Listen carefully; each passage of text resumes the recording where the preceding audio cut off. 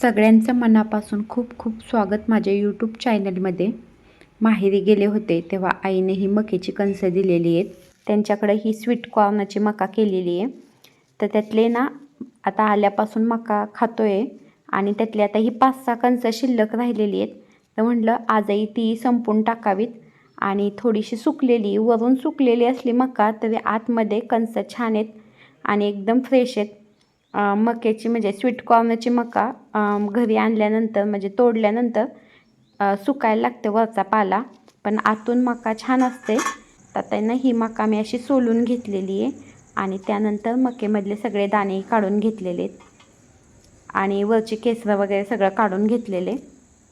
Sweet कॉर्नची मका खायला खूप छान लागते. आईनं भरपूर मका दिलेली आहे, त्याच्यामुळे आल्यापासून रोज मी मका भाजतेच. पण आज म्हटलं मक्यापासून काहीतरी वेगळं बनवावं. मका मी सोलून आणलेली आहे. 4 कणसं होती त्याची एवढी मका निघालेली आहे.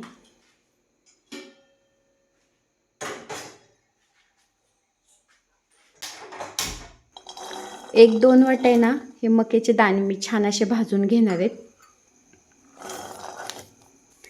मक्याच्या दाण्यामध्ये जो कच्चेपणा आहे तो कमी होईपर्यंत मी हे मक्याचे दाणे छान असे भाजून घेणार आहेत.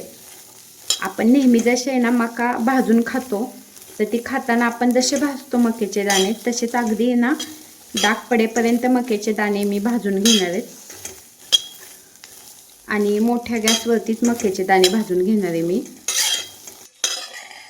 मोठ्या गॅसवरती एक 7 मिनटं छान असे डाग पडेपर्यंत मी ही मका भाजून घेतलेली आहे. आणि आता थंडही झालेली आहे मका.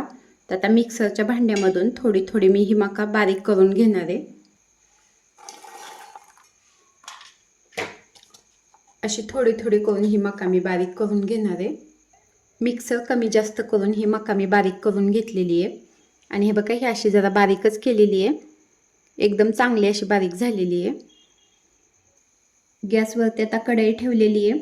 कढईमध्ये अर्धा चमचा तूप टाकलेले आहे आणि हे थोडेसे बदाम आणि भोपळ्याचे बी घेतलेले आहेत.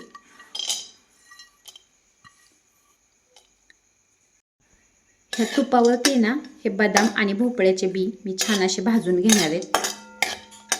स्वीट कॉर्न मक्याचा शिरा बनवण्यासाठी म्हणजे असे बदाम किंवा बाकीचे ड्रायफ्रूट नाही टाकले तरी चालत आहेत, पण मी थोडेसे टाकलेले होते म्हणून. बदामाचा आणि भोपळ्याच्या बियांचा कलर बदलेपर्यंत मी ते भाजून घेतलेले आहेत. आणि मी आता हे जे स्वीट कॉर्न म्हणजे मका जी बारीक करून घेतलेली आहे ती थोडीशी अशी तुपावरती भाजून घेणार आहे.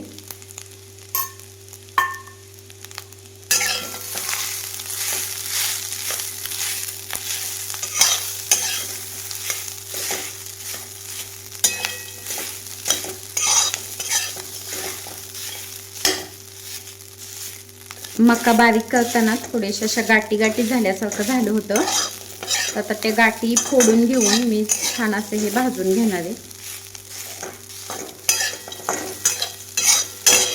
बारीक केलेली मका मी तुपावरती छान अशी भाजून घेतलेली आहे. आणि आता मकेचा छान असा खमंग वास सुटलेला आहे. ह्याच्यामध्ये मी घालणार आहे गूळ.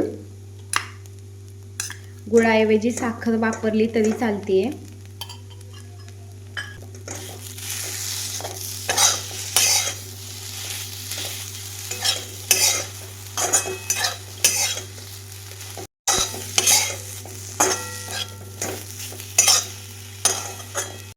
त्यानंतर ही घातलेली आहे वेलची पूड.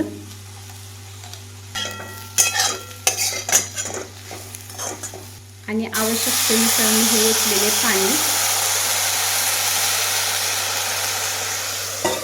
आणि थोडा वेळ झाकून मी हा शिरा शिजवून घेणार आहे.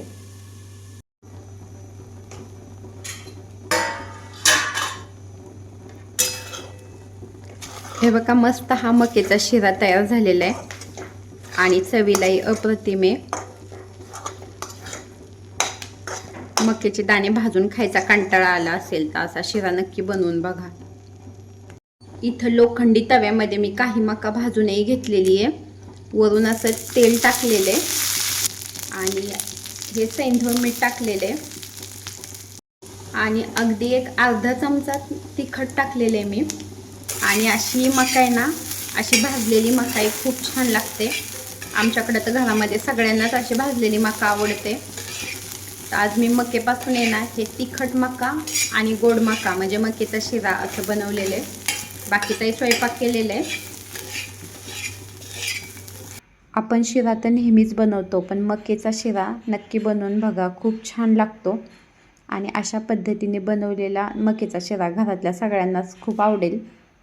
तर आता ही मकाई भाजून झालेली आणि शिराई तयार झालेला आहे.